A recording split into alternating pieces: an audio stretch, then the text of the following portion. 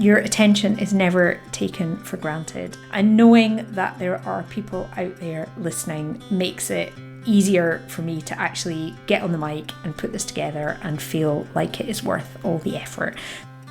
You may or may not have noticed, but I have been slightly shifting the focus of the podcast over the last few months.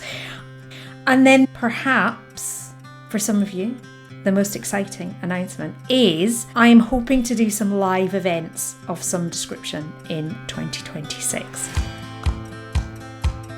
Hello there, I'm Sarah McCluskey and this is Research Adjacent. Each episode I talk to amazing research adjacent professionals about what they do and why it makes a difference. Keep listening to find out why we think the research adjacent space is where the real magic happens. Hello there, I'm your host Sarah McCluskey and welcome along to what is going to be the last episode of 2025. And so in what has become a bit of a tradition in the 3 years now that I've been doing the podcast, this episode is going to be a little bit of a review of the year. So I have been really enjoying other people's LinkedIn posts and things around this, and I do love all the Spotify Unwrapped and all that sort of stuff as well. So this is my version. In this episode, I'll tell you a bit about what have been my personal highlights of this year, some of the things that have been either particularly interesting or particularly noteworthy for me. And I'll also have a look back to the review of the year I did last year and some of the things I said I was going to do in 2025, what I've done and what I haven't done, because there is a bit of a mix, and then also tell you a bit about what is coming up in 2026 as well. So that is my overall plan.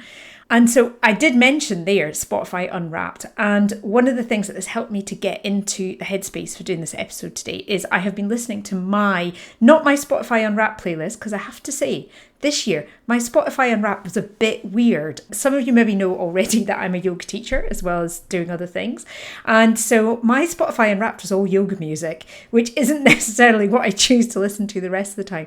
But what I do throughout the year, I've done this for the last few years now, is that anytime I hear a song I like, whether it's on the radio, somebody shares it with me, something like that, I put it onto a playlist and I make myself a playlist of year. So I've been listening to my 2025 playlist, just out walking the dog while I was getting ready to record this episode. And what was interesting about it, and it's the same feeling that I get when I look back at the year, some of the songs I put on them, I'm like, was that this year? Surely that was ages ago. And so it's the same with some of the things where I look back at some of the episodes and things like that for the podcast. Some of them I'm like, was that this year? I thought that was ages ago. And other things can actually be really recent and they feel really different as well. So if you're curious about my personal Spotify playlist, I will put a link in the show notes. You might be interested to see what my taste in music is like. So you're very welcome to have a look. So now that I have got myself into the headspace of looking back on the last year, how has it been for me? Well, I think before I go on to talk about the podcast, I thought I would just indulge myself a little bit by talking about some of the other work I do, because that is something that has come up quite a lot this year. I talk to people and they know me from the podcast, but then they'll say, but I don't actually know what you do the rest of the time. So indeed, the podcast is not my full-time job. And what I do is I am fully freelance, but what I do most of the time is actually I help run and organise and train people to run research events. And by research events, I mean anything from your standard kind of academic conference, but actually what I do a lot of is smaller workshops and facilitating those. And I think essentially the way I think about it is that I help people to have conversations. And I think that is one of the reasons why I like the podcast as well, because what I do is I help to get people together in a room. So that might be academics talking to people with lived experience of a particular condition that they want to research. It might be people talking to stakeholders. It might be bringing together people from different disciplines and helping them to work together as well. And another thing that I am really interested in doing is thinking about how we can make the most of those times that we get together. And actually have proper conversations when we're there, rather than just cramming that space full of presentations or somebody stood at the front of the room just talking to everybody. So that is what I do for my business. And so if that sounds like something that you would like some help with, then please do get in touch. And so the freelance work that I just do under my own name, which is Sarah McCluskey. SarahMcCluskey.com is my website, and you'll find it on wherever you'll find links on the podcast website, and I'll put links in the show notes and everything like that as well.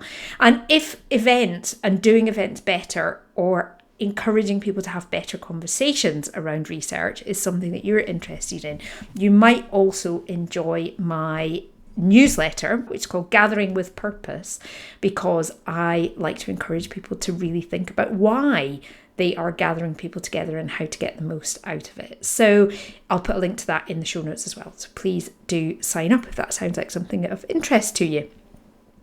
So thank you for indulging me on that, because obviously if I am able to keep running my business, it helps me to keep creating the podcast. So coming back to the podcast then, Research Adjacent in 2025, how has it been? I think one of the things that's really interesting looking back is I do look back at the statistics, and I'll tell you a little bit about that as well. But also I think what is always really interesting for me is I just think back to last year and what are the things that stood out in my mind. And some of the things that I have been really proud of that I've done this year is where actually I've done something that has been a little bit different.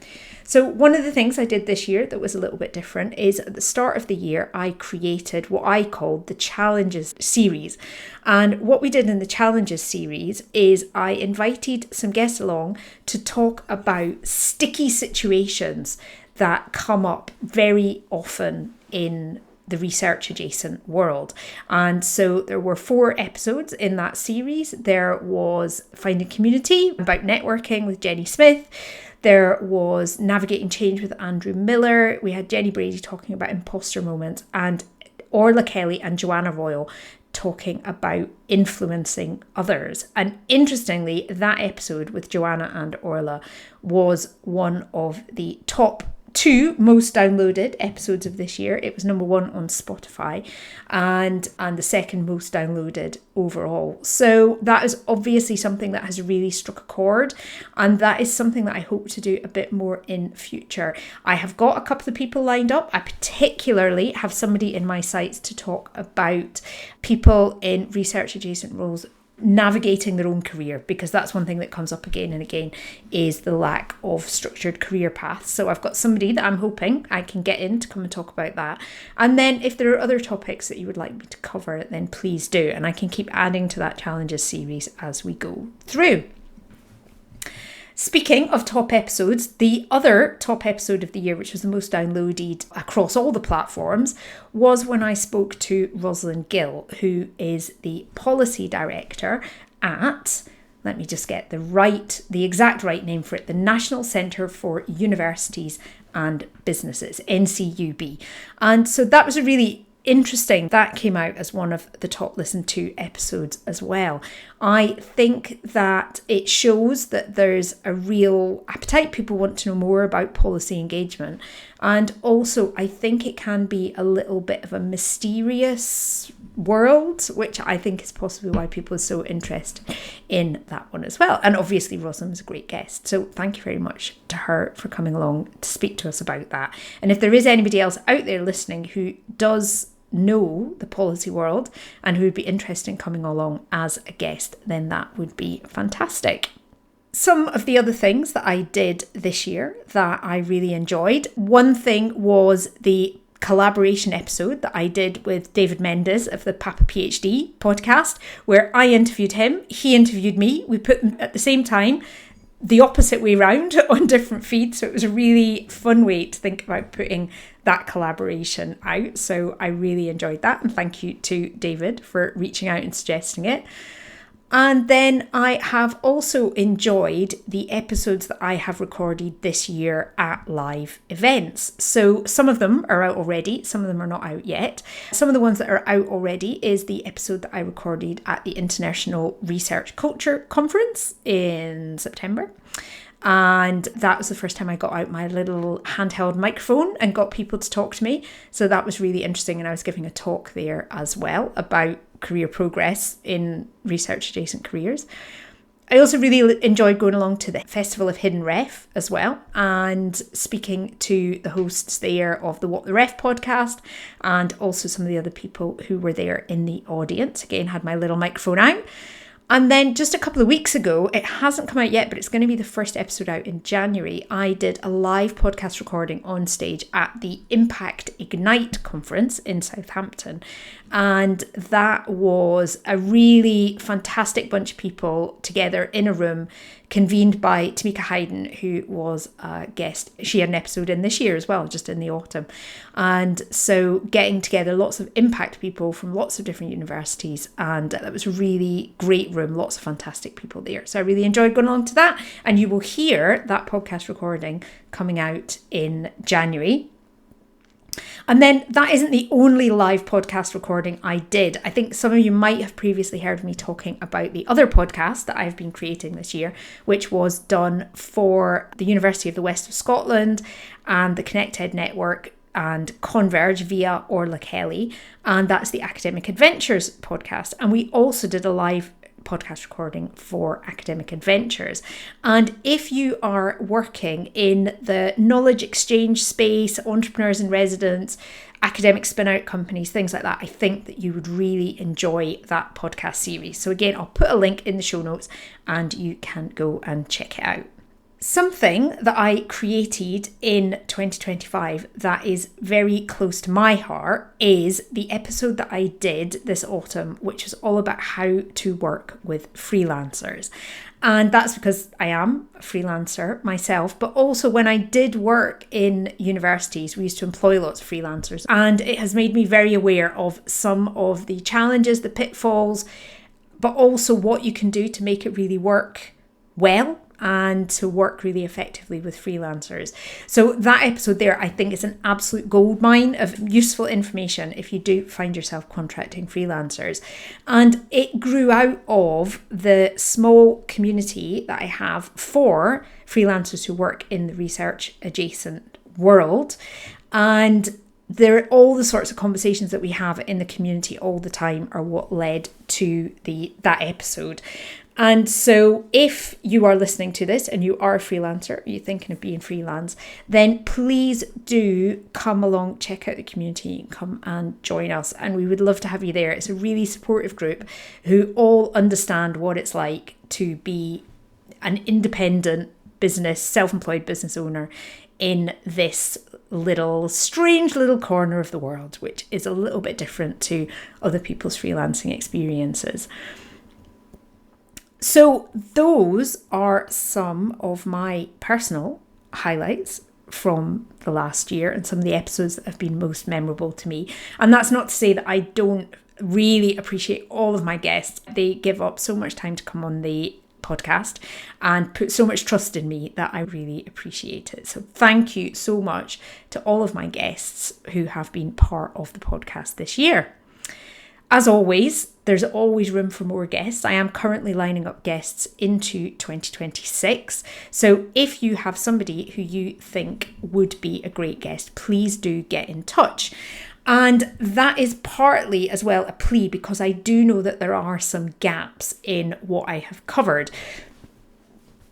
I think partly it comes down to how confident people are coming on and talking on a podcast.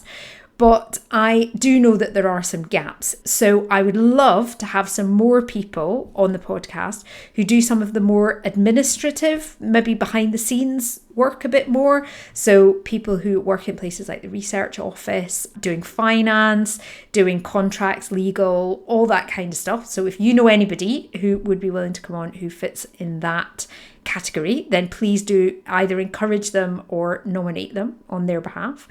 Whether they'll thank you for that, I don't know. And also, I know that I have got a bit of a gap around roles like technicians, research software engineers, those kind of slightly more technical and less people-centered roles. And that is weaknesses in my own personal network. So again, a plea out to you that if you listening are that person, or if you know somebody who is, then please do get in touch. There's a little form you can fill in to suggest a guest, whether that is you or somebody else, and I would love to hear from you. Some of the other things that I said I was going to do, some of them I have done, some of them I haven't done. I'll tell you a bit about that. The Challenges series is something that I promised this time last year, and that came out early in the year. Really enjoyed doing it, and I hope that there will be some more episodes to come around those topics. I did say I was going to do an episode about my story, which I haven't done directly, but it's partly because I did do it on the Papa PhD interview. So if you are interested in hearing how I ended up doing what I am doing now, then please do go and check out that episode. I'll put a link in the show notes, and you can listen to the bit where I talk about my career journey. Other things that I said I was doing this time last year, I said I was working on a book. I have to admit the book hasn't progressed very much. It's still sitting there half written. And this is why I didn't make it as an academic, because I can create podcasts and websites and things like that. Events, yes, hard deadlines. But when it comes to actually writing things, that is not necessarily my area of expertise. I don't know. I might finish it one day, but I'm not making any promises. Another thing I did say I was going to do as well was make the back catalogue a bit more searchable. And that is something that I have done. So you can now go to the website and you can filter the back catalogue by category and find episodes that you're interested in. So say, for example, you are interested in impact. You can go and search for impact and it'll pull up all the different guests and conversations we've had that are related to impact. Also, I think this time last year, which I feel like this is one of those ones that's weird. I was sure it was longer ago. This time last year, apparently, I launched the quiz on the website as well, which will also help you to narrow down the back catalogue and find some interesting episodes. So that has now been running for a year and has had quite a few submissions. So I hope the people who've used it have found it useful. If you did, I'd love to know what you thought of the results that you got. So those are some of the things that I said I was going to do last year. So now I'm going to do an equally bold promise, and I'm going to say what I am going to do in 2026, and let's see if I actually do those things. I will be as interested to see as you are if I actually do all of these things. And you may or may not have noticed, but I have been slightly shifting the focus of the podcast over the last few months. I am still covering career stories. I still really want to share these stories of how people get into the work that they did. But I am also interested in covering more broad topics that are in this research adjacent area. And so if you have a subject that you would like to propose there, a topic you would like to talk about, then please do get in touch. I still have the rule that I will not have guests on the podcast.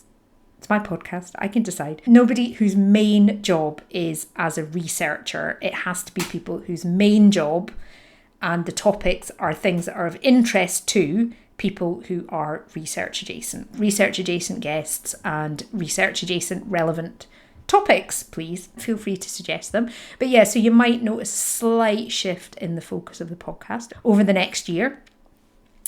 As we've got to 83 episodes now, I am going to commit to getting to 100.